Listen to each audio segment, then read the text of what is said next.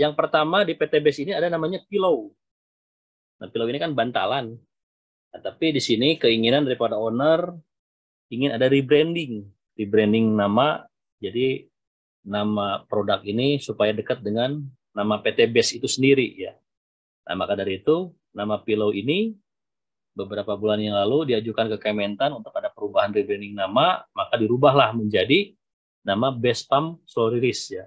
Tetap narasinya pupuk majemuk makro dan mikro dengan teknologi tepat guna.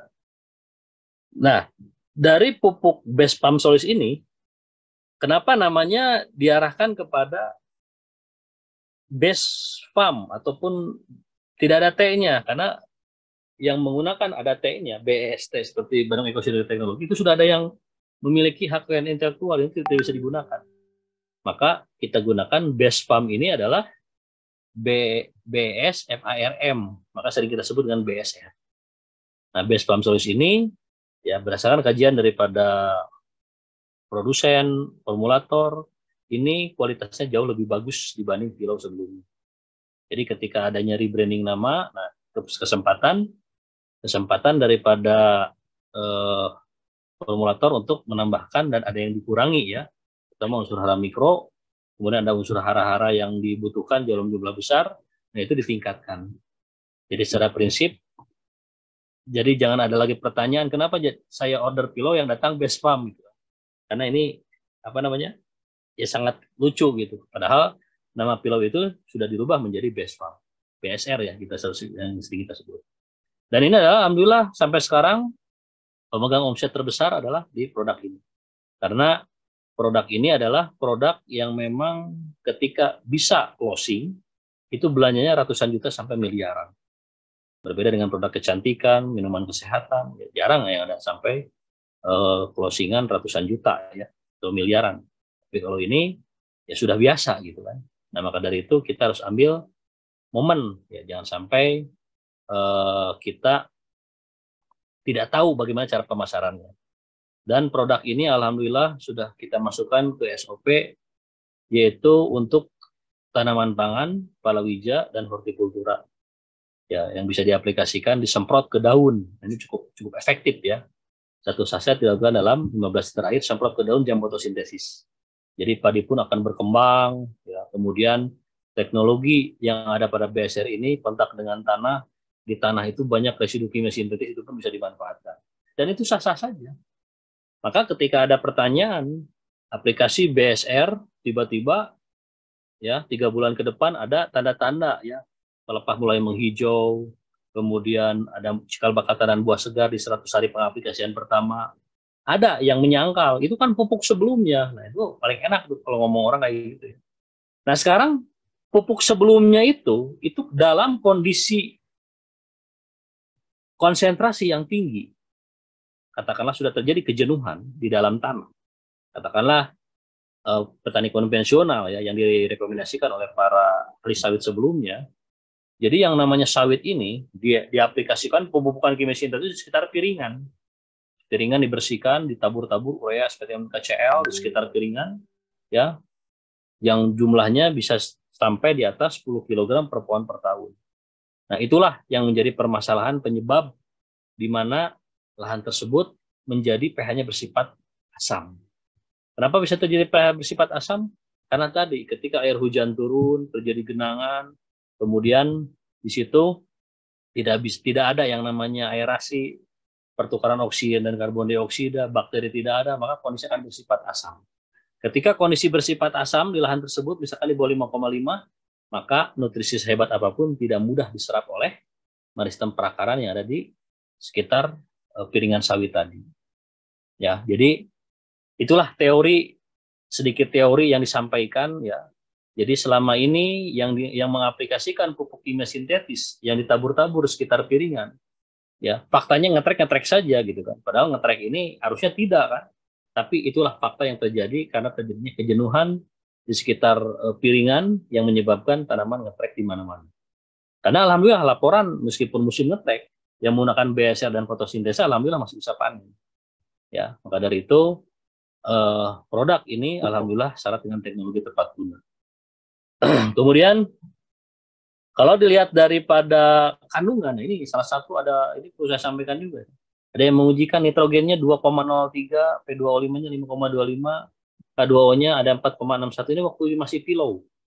Waktu masih pilau. Nah, data-data ini saya pun alhamdulillah ada, tapi ya tadi ya, tidak harus dipublikasikan sebetulnya, tapi hanya diketahui saja. Karena di sini ada teknologi yang memang salah satu ya, salah satu. Jadi kita ada kenalan salah seorang dokter, beliau diminta satu kalimat untuk produk ini yang sedang rame dibicarakan ataupun yang sedang rame repeat ordernya di PT BES. Nah, seorang dokter ini menyampaikan apa adanya. Jadi yang bersangkutan menyampaikan produk ini adalah produk ya, dulu waktu masih pilau ya. Produk ketika kontak dengan kelembaban yang ada di dalam tanah, maka kandungan unsur haranya akan semakin meningkat. Nah, itu seorang dokter ahli nutrisi pupuk. Makanya ketika musim kemarau kita tidak usah menyiram ya, hanya mengenalkan kadar air yang ada di udara saja atau relative humidity, kemudian bisa melembabkan sekitar permukaan tanah, ya di situ akan bereaksi. Nah, jadi kesimpulannya, ketika dicek oleh siapapun, baik di Sukopindo, di PPKS, dimanapun, tidak akan muncul angka yang sebenarnya.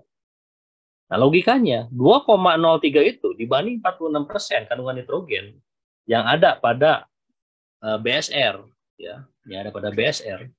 Kemudian di fotosintesis ini muncul 0,31. Nah, terakhir kita ujikan ternyata 12,75. Ada juga datanya nih. Saya buat ya, saya pegang. Nah, artinya inilah sebuah teknologi yang memang tidak hanya sebatas NPK saja yang menjadi parameter. Karena di dalamnya di sini ada yang namanya humic acid, ada teknologi mikroba terutama ini. Yang disebut teknologi tepat guna, itulah yang bisa meningkatkan hasil. Maka dari itu, kita tidak bisa hanya melihat kandungan NPK-nya segini. Karena logikanya begini, ada beberapa testimoni, kalau misalkan kandungan NPK ini atau nitrogen ini kecil, karena nitrogen ini hubungannya dengan yang bisa menghijaukan warna daun, pelepah daun, dan lain-lain. Kalau di padi bisa memperbanyak anakannya. Kenapa sekecil ini bisa mengkilapkan warna daun kelapa sawit? Nah, kira-kira logikanya gimana gitu kan? Nah, inilah sebuah teknologi yang memang cukup dibuat tagline biarkan tanaman bicara itu, karena hanya tanaman yang bisa menikmati ini semua. Maka SOP terbaru supaya tidak menjadi polemik yang mengujikan kandungan NPK di BSR kecil. Nah, ini bisa dilihat. Nah, yang terbaru ini di sini kan 0,31. Yang terbaru itu tembus di 12,75. Data yang saya pegang ya.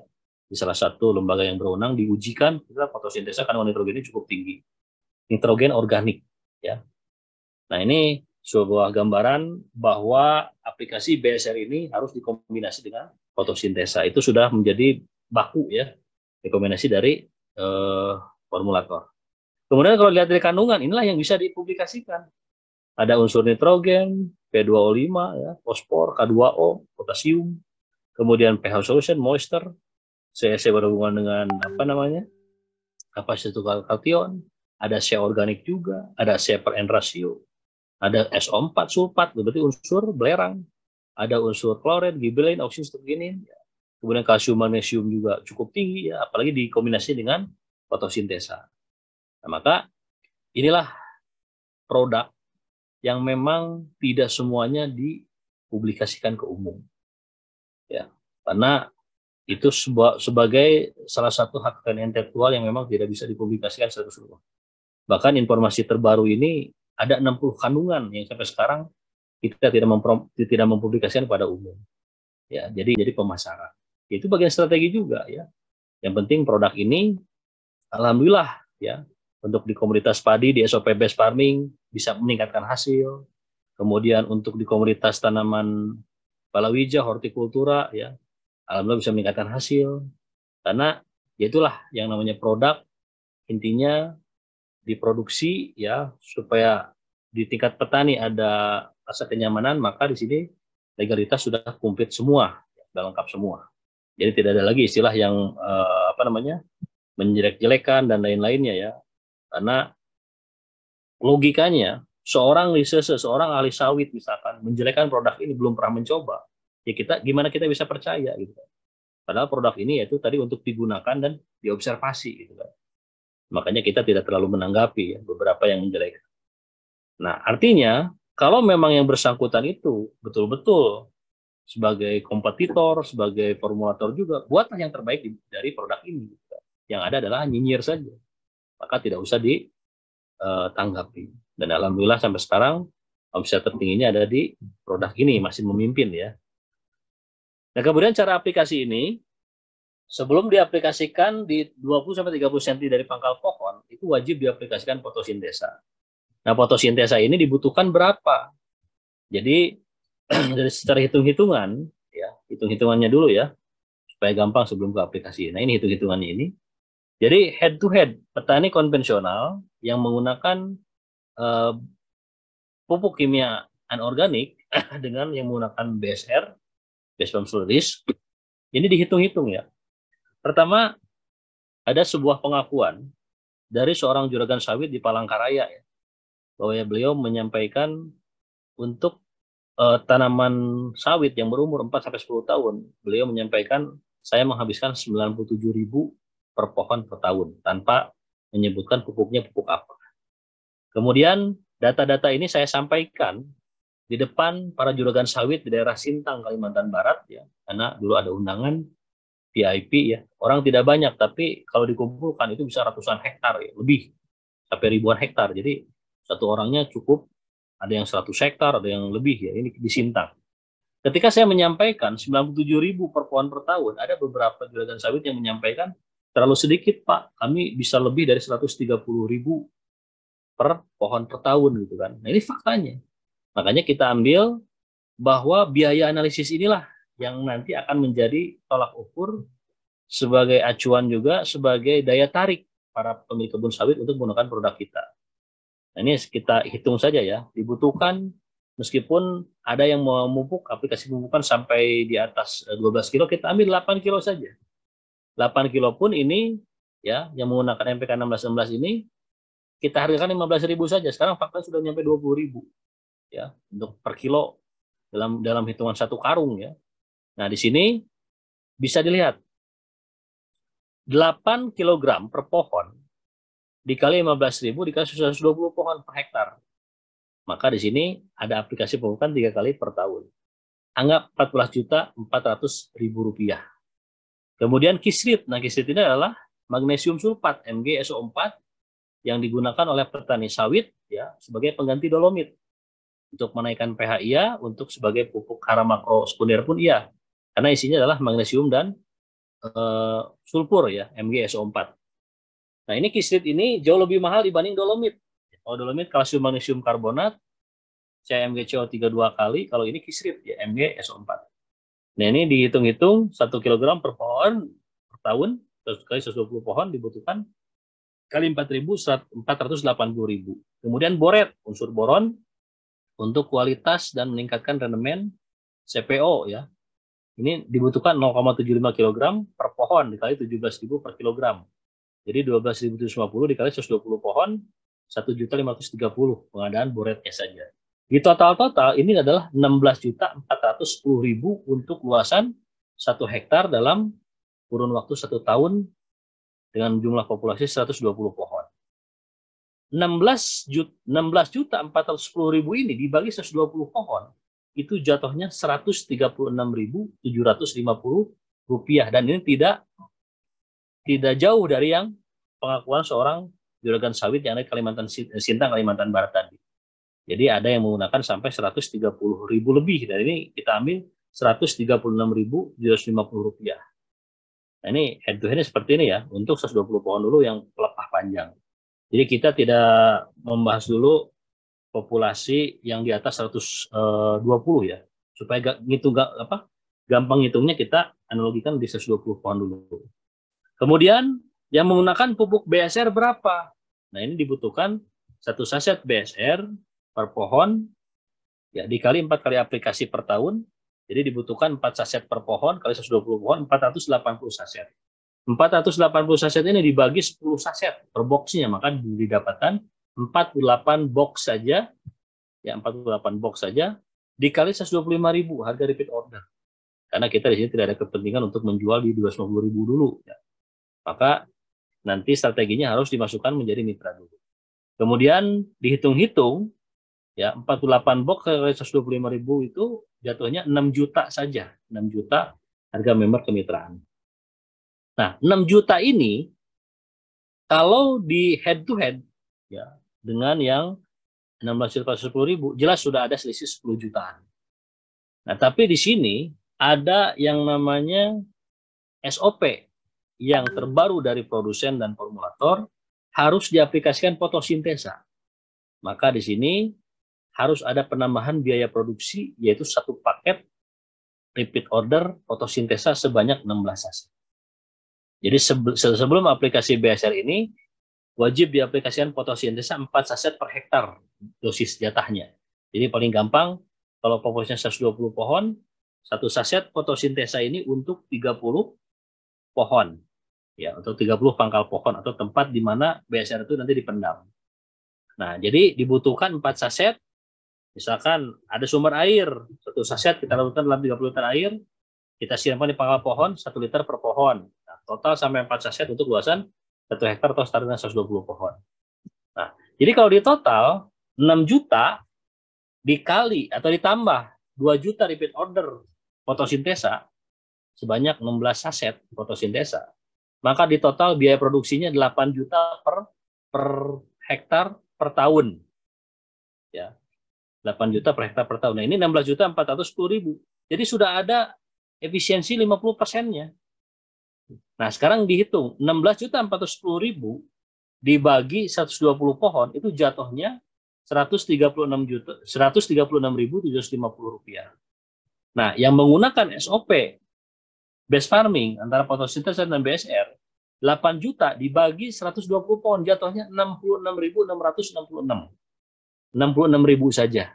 Yang tadi 136.000, ini 66.000 saja. Tetap meskipun ada fotosintesa harga tetap masih murah. Jadi jatuhnya cuma 66.000 saja per pohon per tahun. Dibanding yang tadi juragan sawit yang pertama 97.000 tetap kita masih di bawah. Nah, sekarang tingkat efisiensi biayanya atau tingkat efektivitasnya. Kalau efisiensi biaya itu sudah jelas ya. Meskipun ada penambahan repeat order fotosintesa satu paket repeat order 16 saset tetap masih murah hitungannya. Nah, efektivitasnya seperti apa? Nah, alhamdulillah ternyata kajian-kajian ini di para mitra yang memiliki kebun sawit, alhamdulillah ya. Jadi pertama tanah sawit di Indonesia itu berbeda-beda. Ada tipe 1, tipe 2, tipe 3, tipe 4, banyak tipenya. Ya, istilah tipe 1 yang tadinya tanahnya subur, kemudian semakin ke sana malah semakin miskin hara. Itu berbeda juga kondisinya, yang tergenang, yang pasang surut, ya, yang mineral, yang rawa ataupun yang lahan gambut dan lain itu berbeda-beda. Tapi secara prinsip menggunakan produk BSR ini alhamdulillah ya, info dari Paraden sendiri ada yang tembus sampai di tanah tipe 1 ya. Ada yang tembus sampai di 30 atau 35 ton yield per tahun. Nah, jadi biasanya hasil itu adalah tonase tandan buah segar, total tonase ya, dalam luasan 1 hektar per tahun. Kisaran 15 sampai 35 ton per tahun per hektar. Itu namanya yield ya. Nah, ini alhamdulillah. Jadi kalaupun dihitung-hitung, harga kelapa sawit sekarang di katakanlah di 2.000 saja. Ya, katakanlah ada yang bisa tembus di 30 ton saja, tidak nyampe 35 ton. 30 ton dikali 2.000 sudah 60 juta. 60 juta dikurangi biaya pengadaan produksi ini cuma 8 juta, tetap masih untung. Ya. Jadi adanya aplikasi BSR dan fotosintesa di gabung ini, jadi nanti tidak ada lagi istilah BSR yang masih utuh. Karena BSR yang masih utuh itu karena fluktuasi kondisi pH di dalam tanah tersebut. Nah, adanya fotosintesa ini bisa membantu untuk proses penguraian dan meningkatkan kinerja dari BSR itu sendiri. Ya. Jadi intinya ikutin saja SOP yang direkomendasikan oleh produsen dan formulator. Tetap hitung-hitungan tetap masih masuk. Ya. Karena jangankan BSR, ketika kondisi fluktuatif pH dalam kondisi curah hujan tinggi dan lain-lain, jangankan BSR, pupuk kimia terbaik pun, kimia sintetis terbaik yang diaplikasikan di tanah, itu tidak akan direspon oleh tanaman. Karena pH bersifat asam tadi di bawah 5,5. Nah, adanya strategi pengaplikasian BSR dan fotosintesa ini adalah sebuah terobosan, ya ketika ada polemik nanya nitrogennya berapa, nah maka di situ dilengkapi dengan fotosintesa, insya Allah tidak akan menjadi polemik lagi. Ya, padahal sebetulnya BSR saja di sini kandungannya udah cukup cukup ya, karena di dalamnya ada teknologi yang bisa menaikkan unsur hara ketika kontak dan kelembaban yang ada di dalam tanah tadi. Makanya ada kandungan yang disebut moisture, pelembab yang ada di dalam BSR itu sendiri. Ya, jadi secara prinsip aplikasi yang tadi saya sampaikan, nah sebelum aplikasi ini maka diaplikasikan dulu fotosintesis sekitar pangkal pohon atau di titik yang akan dipendam BSR itu sendiri ya. Nah ini sebuah strategi yang direkomendasikan oleh formulator ya. Jadi alhamdulillah yang mengaplikasikan ini hasil mulai meningkat ya. Kemudian kalaupun kita mau mengevaluasi seberapa lamakah uji demplot dalam luasan 1 hektar, berapa lama pengujiannya gitu kan.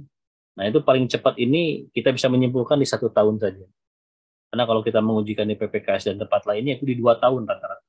Tapi di 1 tahun ini dianggap kita sudah bisa menyimpulkan respon tanaman seperti apa dalam fase vegetatifnya, fase generatifnya ya. Nah disitulah kita nanti akan tahu setelah 1 tahun pengaplikasian. Dan hasil yield per tahun pun itu bisa disimpulkan setelah tadi aplikasi selama 1 tahun yang lebih mengarah kepada peningkatan produksi tanaman buah segar tadi ya. Jadi sebetulnya materi daripada BSR ini tidak terlalu ribet ya. Intinya silakan aplikasikan apa yang direkomendasikan oleh produsen dan formulator, dampingi dengan fotosintesis di tahap awal, kemudian pendam BSR di situ, nah insya Allah pantau di situ ya. Jadi tidak usah lagi menaburkan dolomit karena pH insya Allah akan naik. Karena kandungan daripada magnesium dan sulfur yang ada pada fotosintesis cukup tinggi juga setelah saya cek itu ternyata. Nah, maka dari itu ikuti rekomendasi daripada produsen ya, daripada produsen dan formulator, yaitu mengkombinasikan antara BSR dan fotosintesa untuk komoditas kelapa sawit ya. Jadi untuk saling melengkapi dari nutrisi, ya kebutuhan hara makroprimer, sekunder dan mikro esensial, kemudian ada teknologi pemenah tanah dan intinya untuk meningkatkan kinerja daripada BSR ini supaya jauh lebih cepat diserap oleh meristem perakaran. Ya jadi intinya itu saja Mas Budi ya.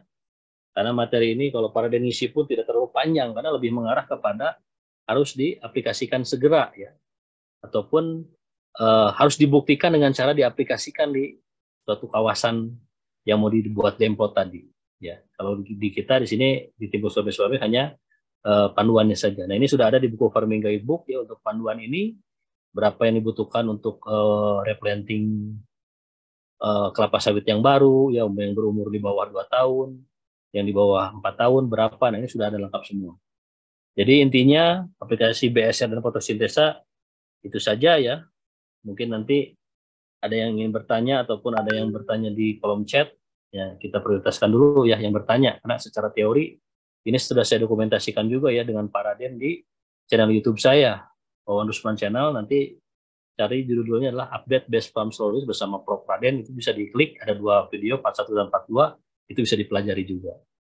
Jadi untuk sesi pertama ini saya sempurnakan alhamdulillahalamin. Untuk selanjutnya saya serahkan kepada Mas Budi untuk menampingi pertanyaan para partisipan. Ya, ini ada pertanyaan tentang buah durian. Dari Ibu Ratna, Assalamualaikum. Saya Ratna dari Pasuruan hadir mau bertanya, durian yang saya pupuk pakai BSR ini berbuah lebat Pak, tetapi kenapa ya buahnya banyak yang busuk? Penyebabnya apa? Tolong penjelasannya Pak Wawan.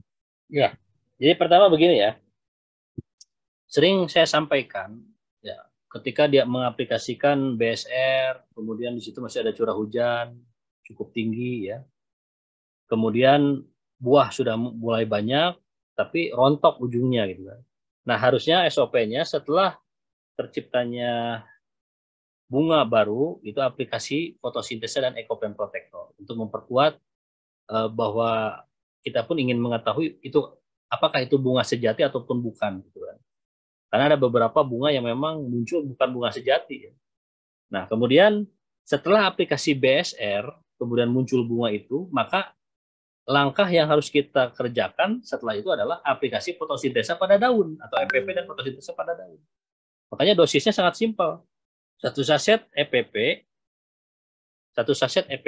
ya, plus sepertiga saset fotosintesa itu diperuntukkan apa namanya untuk 14 liter air, yaitu untuk mempertahankan yang namanya bunga dan bunga dan pentil buah. Nah, jadi ketika kita pun sudah berhadapan dengan tanaman yang sudah berbunga, itu jangan BSR dulu, tapi fotosintesa dan Ecoplant Protector, ya. Jadi intinya kenapa rontok tadi, pertama curah hujan masih tinggi, yang kedua tadi permasalahan nutrisi yang belum tercukupi. Jadi langkahnya yang pertama adalah tadi aplikasi EPP dan fotosintesa pada daun. Yang kedua, kalau curah hujan sudah stabil, itu pasti akan jadi buah. Artinya curah hujan di musim akhir penghujan ini, di akhir musim penghujan ini, di bulan Juni ini misalkan akhir musim penghujan. Nah, Juli, Agustus, dan selanjutnya itu adalah waktu terbaik untuk perawatan bunga dan pentil buah biasanya. Ya, jadi intinya tadi, karena kita di sini tidak ada water stressing, ya tidak bisa. Gitu kan. Assalamualaikum Pak Wan, apakah BSR ini bisa dipupuk ke sawit di lahan yang tanahnya campur pasir Pak? Mohon penjelasannya. Ya, secara prinsip dari jenis-jenis tanah, ya, tanah lempung, berpasir, tanah gambut, dan tetap aplikasi BSR dan fotosintesa saja itu. Ya, dari dosis-dosis yang ada direkomendasikan, itu yang disampaikan dari formulator, silakan aplikasikan. Jadi sebelum aplikasi BSR ini, diaplikasikan dulu yang namanya fotosintesa.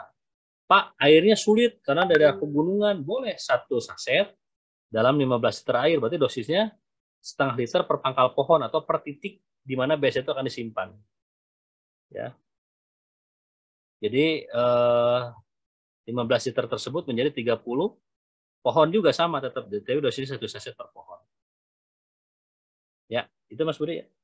Iya, terima kasih Pak Wan. Kita lanjut ke pertanyaan dari Pak Enjang. Bertanya, selamat malam Pak Wan, apakah selama ini ada kasus buah kelapa sawit hasilnya tidak sesuai dari harapan? Kalau ada, apa penyebabnya dan solusinya Pak? Ya, jadi gini, makanya kan sering saya sampaikan ada 13 faktor-faktor penentu keberhasilan dalam budidaya pertanian perkebunan. Jadi yang namanya pupuk dan pupuk ya, terutama sana pertanian PTBS ini bukan satu-satunya faktor penentu juga. Ya. Bukan salah satu faktor penentu keberhasilan juga. Karena memang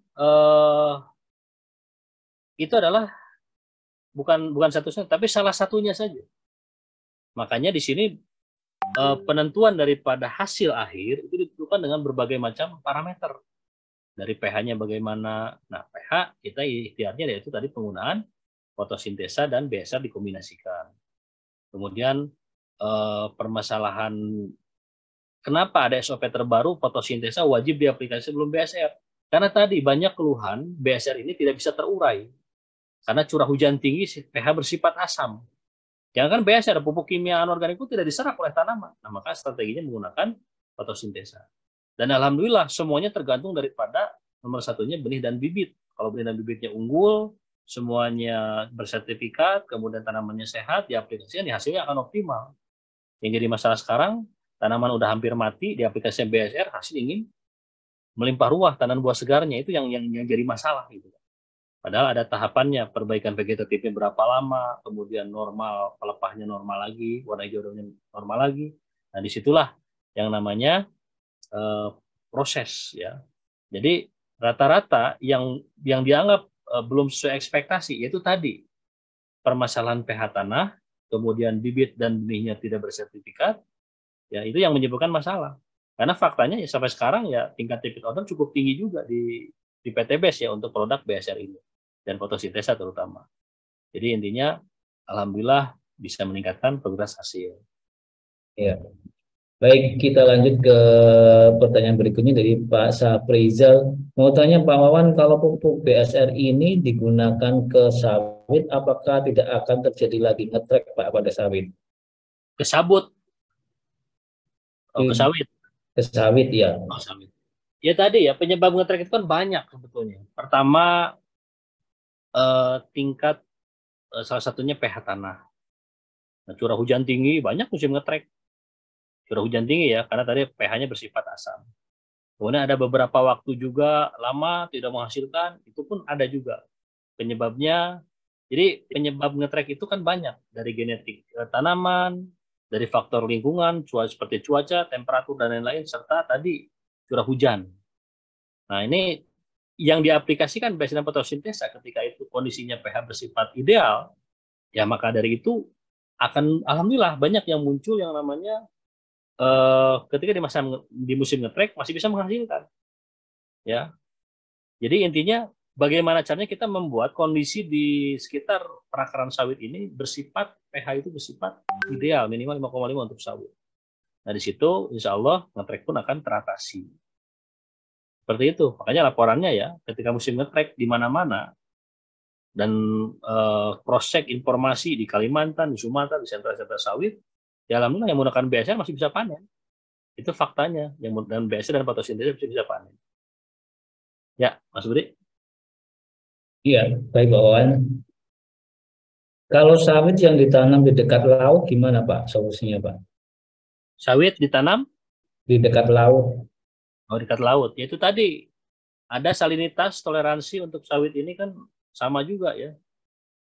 Salinitas tinggi tidak akan optimal juga. Makanya untuk sawit ini yang berada di sekitar pesisir pantai misalkan ya ataupun di dekat laut, tingkat kadar garamnya tinggi itu tidak akan optimal juga gitu. Karena unsur hara ataupun garam ini kan natrium klorida itu unsur hara mikroesensial dibutuhkan dalam jumlah kecil. Kalau kebanyakan ya keracunan juga gitu. Makanya tanaman-tanaman tertentu yang tidak toleran terhadap garam itu seperti padi ya yang belum direkayasa dia bisa mati gitu kan. Jangankan bisa dapat 10 ton, untuk bertahan hidup aja susah. Dan begitu pula sawit. Sawit yang tergenang air payau. Ini banyak pertanyaan juga. Pak, bagaimana cara mengaplikasikan sawit yang tergenang dengan menggunakan produk PTBS gitu kan? Ya, genangan itulah harus diatasi dulu gitu. Yang namanya tergenang itu kan tidak nyaman untuk sawit itu. Nah, sama seperti itu. Begitu pula yang sawit di sekitar pesisir pantai memiliki kadar garam cukup tinggi, itu pun tidak akan optimal pertumbuhannya. Ada yang bertanya dari Pak Ismail, Pak Wawan, saya mau nanya masalah pupuk BSR ini untuk sawit kalau satu paket ini buat berapa batang Pak? Gimana sawit?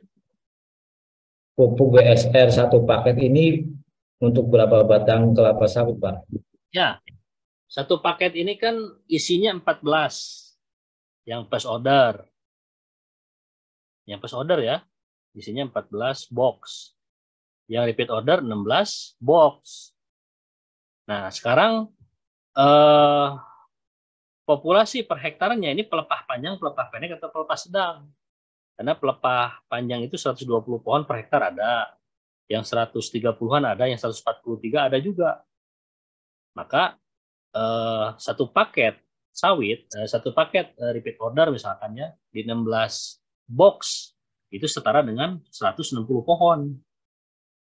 Karena kan satu saset setiap aplikasinya kan. Nah itu tergantung daripada populasi sawit per hektarnya tadi ya, ada 120, 130 dan 140, beda-beda ya. Yang pasti kalau kita misalkan first order, ya first order ini di 14 box, berarti itu untuk 1 hektar yang 140 pohon bisa ya. Satu kali aplikasi gitu kan. Karena satu boxnya isinya 10 saset gitu ya.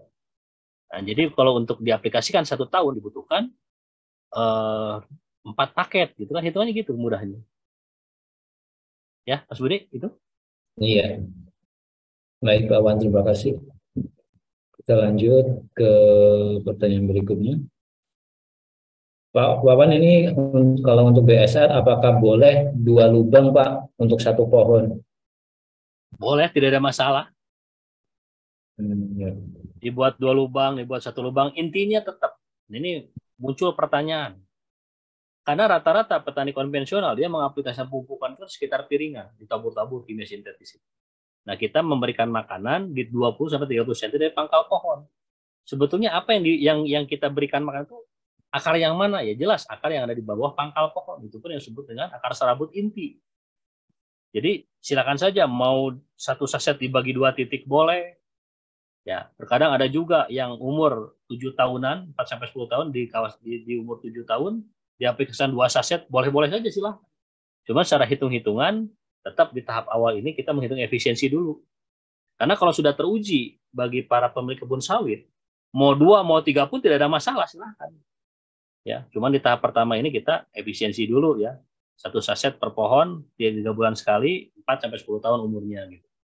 Jadi boleh-boleh saja silakan. Ya. Kemudian dilanjut dari Bu Merina, Pak Wawan bertanya, biar lebih irit pakai dolomit sama BSR juga bagus ya, Pak? Jadi tidak pakai fotosintesa, Pak? Ya bisa-bisa saja. Cuman bedanya gini, dolomit dan fotosintesa berbeda jelas. Meskipun di dolomit ada unsur kalsium dan magnesium, di fotosintesa ada juga unsur kalsium dan magnesium sebagai hara makro sekunder. Nah, bedanya di fotosintesa ada humic acid-nya. Teknologi pembenah tanah asam humat yang bisa memanfaatkan residu kimia tersebut dirubah menjadi nutrisi tanaman. Nah, di dolomit tidak ada, itu saja bedanya. Dan teknologi mikroba tentunya di fotosintesa ini. Intinya gini, kalaupun masih mau menggunakan produk base, hanya di PT Base lah biaya pembelian serta pertanian dirubah menjadi peluang bisnis. Tetap masih diuntungkan juga. Tapi saya mau pakai dolomit, ya silahkan, tidak akan dilarang. Yang penting pH itu ideal, jangan sampai ngedrop di bawah 5,5 karena pH tanah di bawah 5,5 nutrisi apapun tidak akan diserap oleh tanaman. Dikunci. Ya, lanjut. Baik, Pak Wawan, terima kasih. Dilanjut dari Pak Ronser Pandiangan, apa pengaruhnya Pak bila jarak lubang pupuk BSR ini dibuat 1 meter dari pohon, Pak? Terlalu jauh responnya terlalu lambat karena yang tadi prinsipnya yang kita berikan makan itu adalah akar serabut inti yang ada di dekat pangkal pohon. Jadi kalau dicabut, jadi morfologi famili palem-paleman ada kurma, kelapa sawit, jambe, ya, jernang itu hampir sama dengan kelapa sawit. Intinya seperti itu ya. Jadi kalau dicabut akar sawit ini itu 1,5 meter ke bawah itu akar jelimet semua di sekitar pangkal pohon. Sisanya beredar di permukaan. Ada yang di depan, di samping, di belakang, gitu kan. Nah, yang kita berikan makan adalah dari 20 cm dari pangkal pohon. Makanya kalau yang ingin efektif, aplikasi fotosintesanya bisa di titik yang akan kita pendam BSR tadi, bisa di sekeliling pangkal pohon tadi. Pendam aja bismillah, blak, sambil disobek si kertasnya itu, kemudian pendam. Dan di situ tidak ada lagi nanti istilah yang namanya BSR tidak terurai. Karena BSR tidak terurai itu karena pH bersifat asam dan akhirnya tidak bisa dimanfaatkan oleh tanaman. Ya, jadi intinya kalau 1 meter itu terlalu jauh. Karena yang kita berikan makan adalah meristem perakaran yang ada di bawah pangkal batang. Jadi akar primer utama itulah yang kita berikan makan. Yang dekat pangkal pohon tadi. Ya. Kemudian dilanjut pertanyaan dari Pak Haji, BSR bisakah dicairkan Pak dicampur fotosintesa? Berapa dosisnya untuk kelapa sawit Pak? BSR dengan Fotosintesa dicampur dan dicairkan Pak?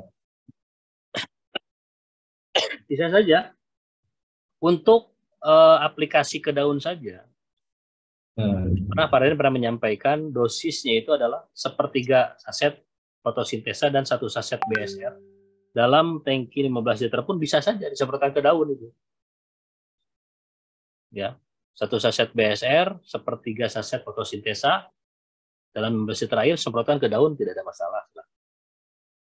Jadi intinya begini, pengocoran inilah sebetulnya yang jadi jadi dilema juga.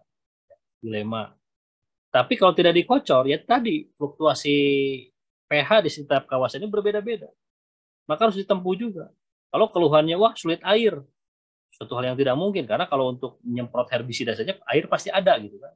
Maka efisiensi airnya paling tidak tadi di 1 saset dalam 15 liter air untuk 30 pohon. Jadi 0,5 liter per pohon. Yang penting ada aplikasi fotosintesa di titik pangkal pohon yang mau diaplikasikan BSR tersebut. Ya, jadi intinya itu saja Mas Budi ya.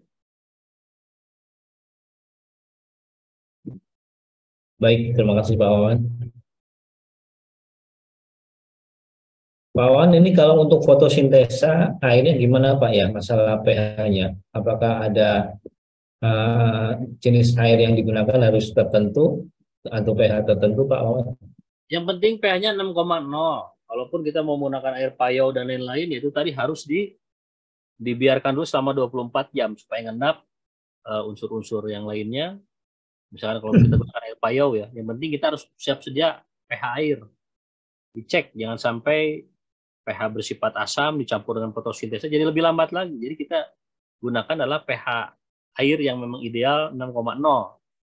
Itu bisa ada banyak di lahan-lahan tertentu digunakan.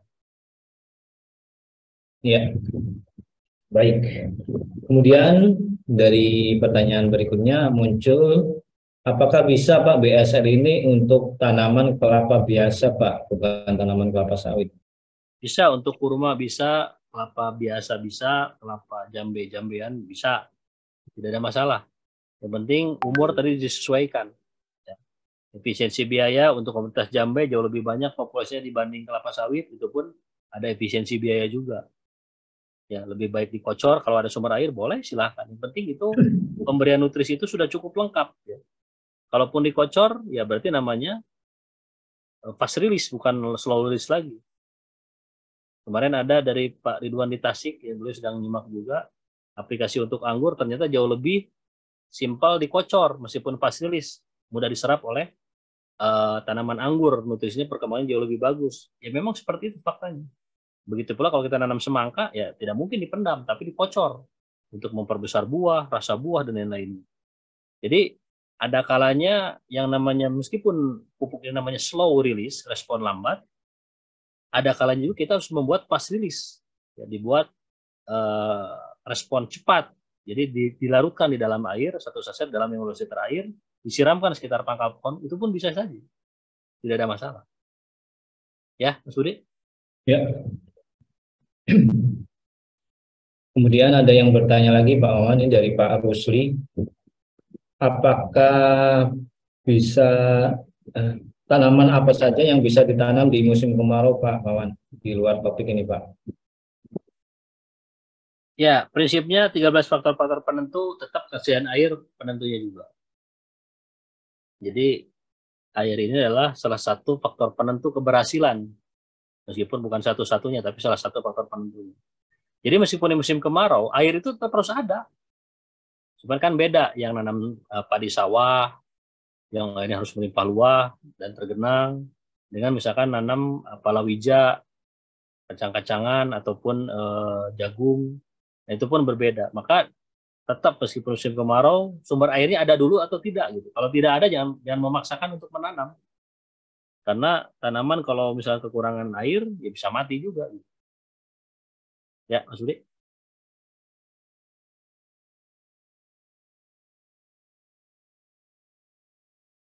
Baik, terima kasih. Jadi masih harus mempertimbangkan 13 faktor keberhasilan tadi ya Bapak Ibu. Ya. Kemudian pertanyaan dari Pak Dodi bertanya, Assalamualaikum Pak Wawan, pengaplikasian pupuk itu sebulan sekali. Jadi kapan pemupukannya dihentikan Pak? Kalau BSR itu kan 3 bulan sekali kalau di kelapa sawit. Ya, ini maksudnya ketika sudah rutin 3 bulan sekali beberapa kali, dan itu Kalau kapan waktunya pemupukan Pak? itu sepanjang tahun terus. Hmm. Makanya kan kita satuannya adalah luasan 1 hektar per tahun. Dibutuhkan 4 saset per pohon per tahun. Kali populasi total semuanya ada berapa ratus pohon. Nah itu jadi dibutuhkan tadi kan 48 box per hektar. 4 kali aplikasi untuk 120 pohon. Nah, tahun-tahun berikutnya pun sama. Karena biaya itu harus dikeluarkan. Ya, biaya pemupukan harus dikeluarkan. Jadi tidak ada istilah berhenti. Yang namanya pupuk dan pemupukan tadi ya, yang namanya pemupukan itu harus diberikan gitu kan. Ya, Mas Budi itu.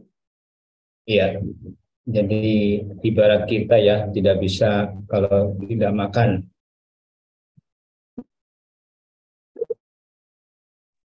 Baik, kita lanjutkan dari Pak Helmi bertanya, ada laporan dari petani sawit di Pangkalan Kuras Kabupaten Pelalawan Riau, Pak Wawan, setelah 1 tahun menggunakan BSR, buahnya memuaskan. Tetapi setelah masuk tahun kedua, buah sawitnya mengecil, Pak. Apakah ini fenomena langka atau apa kemungkinan yang terjadi, Pak Wawan? Nah, kalau penyebabnya buah mengecil hanya beberapa pohon, tidak serempak dalam luasan 1 hektar, ya itu tadi urusan genetik ya. Kecuali kalau misalkan buahnya mengecil gara-gara eh, apa namanya dalam luasan 1 hektar mengecil semua, itu beda lagi cerita. Nah, jadi permasalahannya begini ya, itu kan SOP biasanya SOP yang sebelumnya tadi yang menggunakan SOP BSR saja. Makanya dia direkomendasikan aplikasi BSR ini wajib dilengkapi dengan fotosintesa tadi. Karena khawatir tadi penyebabnya misalkan kekurangan nutrisi belum ideal. Ya, tapi kalau misalkan yang apa namanya brondolnya kecil-kecil, kemudian apa namanya hanya beberapa pohon saja, itu beda lagi cerita. Biasanya penyebabnya tadi ya bisa genetika daripada tanaman tersebut. Intinya kalaupun ingin dipenuhi nutrisinya, maka ada aplikasi fotosintesa. Meskipun fotosintesa ini diaplikasikan belakangan tidak ada masalah, ya.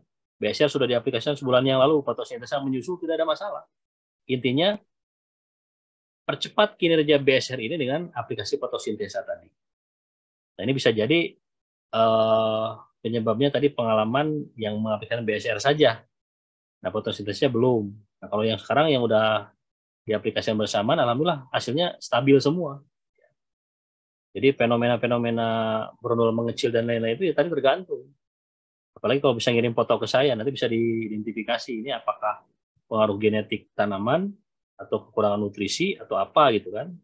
Yang jelas tetap patokannya aplikasi BSR harus diimbangi dengan fotosintesa. Dari Pak Irfan di Palembang, beliau bertanya, kalau sawit dan padi sudah banyak membuktikan nih dari para mitra. Ini yang ingin ditanyakan Pak Irfan, bagaimana kalau untuk cabai 5.000 batang EBSR Pak Wawan?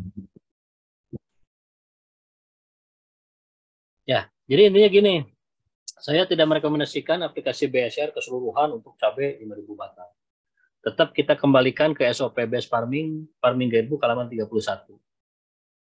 Yang dia mengaplikasikan EPP dan fotosintesa, EPP 1 box, fotosintesa 4 saset ya.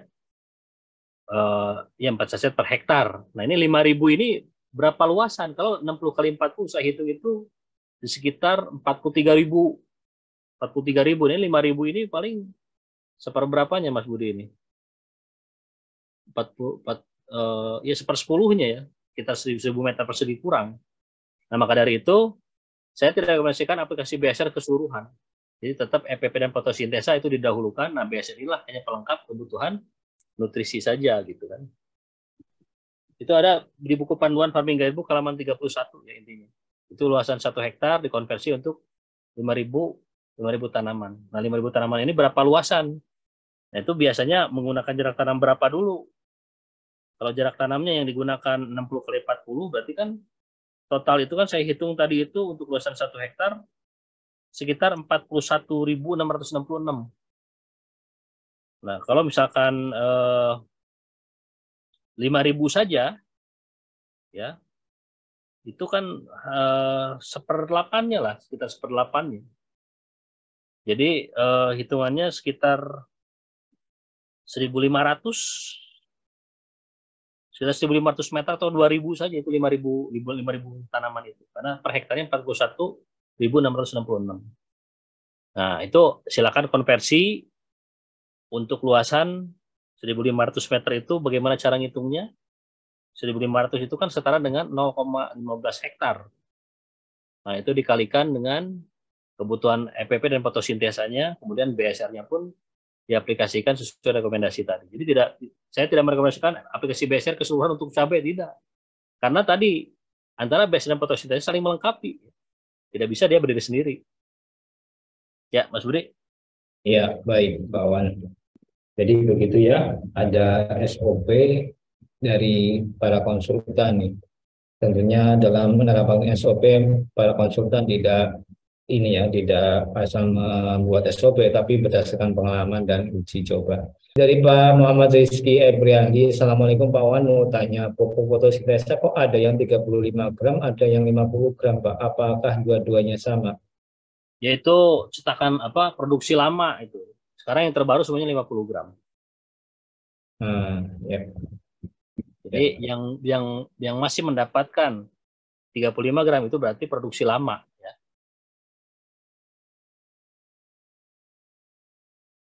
Baik, kita lanjutkan lagi.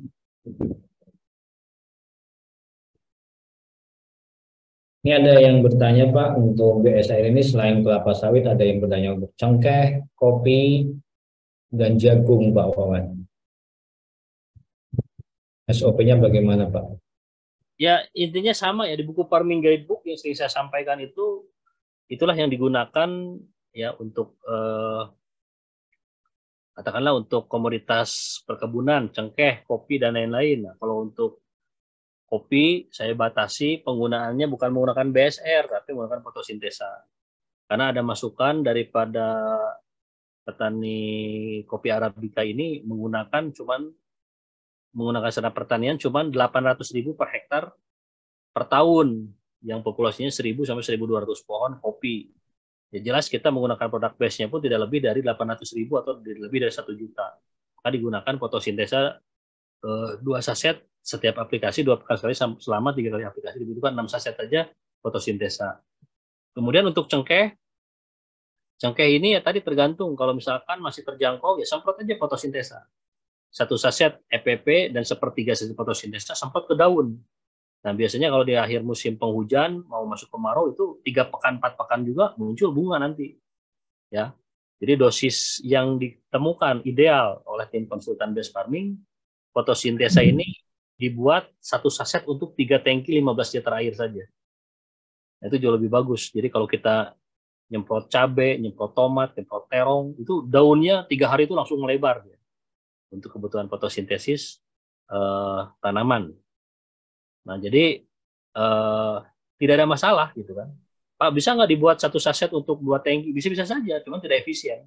Jadi dosis terkecilnya dibuat 1 saset untuk 3 tangki saja. Jadi intinya aplikasi ke tanaman apapun, dosis terkecilnya 1 saset dilarutkan di 1 saset EPP plus sepertiga saset fotosintesa dilarutkan dalam 14 sampai 15 liter air. Itu semprotkan. Silakan, baik untuk tanaman apapun saja silakan buktikan. Itu rata-rata ada yang 10 atau 2 pekan sekali ya. Nah itu sudah jadi patokan baku itu. Hasilnya insya Allah akan melimpah.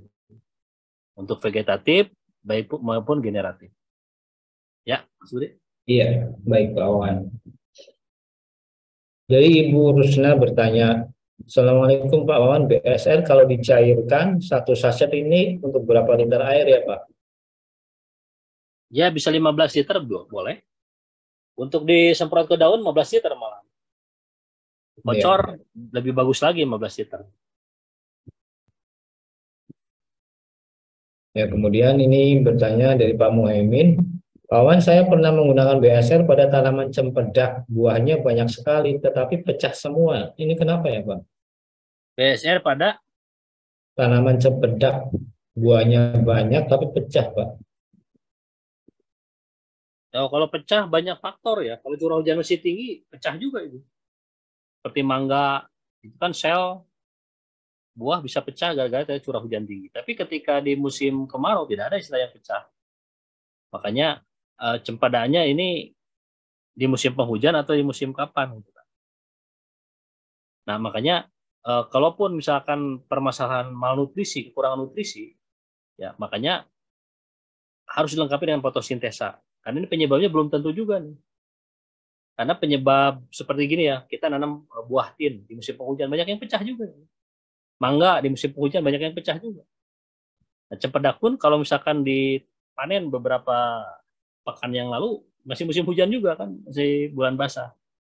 Nah, kalaupun misalkan bukan dari masalah musim hujan, bisa jadi tadi penyebabnya adalah kekurangan unsur kalsium pada tanaman, yaitu tadi dilengkapi dengan fotosintesa. Ya, untuk diimbanginya dengan fotosintesa. Jadi aplikasi BSR ini baik untuk komoditas kelapa sawit, tanaman berbuah tahunan dan lain-lain harus dikombinasikan dengan fotosintesa. Intinya itu saja udah. Dari Pak Sukardi bertanya, kawan mau tanya, dikala mengaplikasikan BSR tanaman kelapa sawit itu kan digali sampai akarnya putus, Pak. Apa nggak ada pengaruhnya di pohon sawitnya, Pak Wawan? Ya, ini bagus pertanyaan nih. Jadi banyak yang mengabaikan ya. Padahal sebetulnya tempat pembenaman BSR ini cukup beberapa senti saja dari permukaan. Yang penting bisa di ini ya. Yang penting bisa ditanam ya. Yang penting bisa dipendam tanpa merusak perakaran yang akar di permukaan tanah tadi. Ya, jadi jangan terlalu semangat kemudian di. Nah ini banyak mitra-mitra yang keliru ya. Saya ingatkan juga untuk komoditas tanaman yang lain, durian dan lain-lain. Jadi akar itu malah dipotong, ya jelas bermasalah. Makanya untuk pembenaman BSR pun ini digali hanya beberapa senti saja, yang bisa menyimpan saja.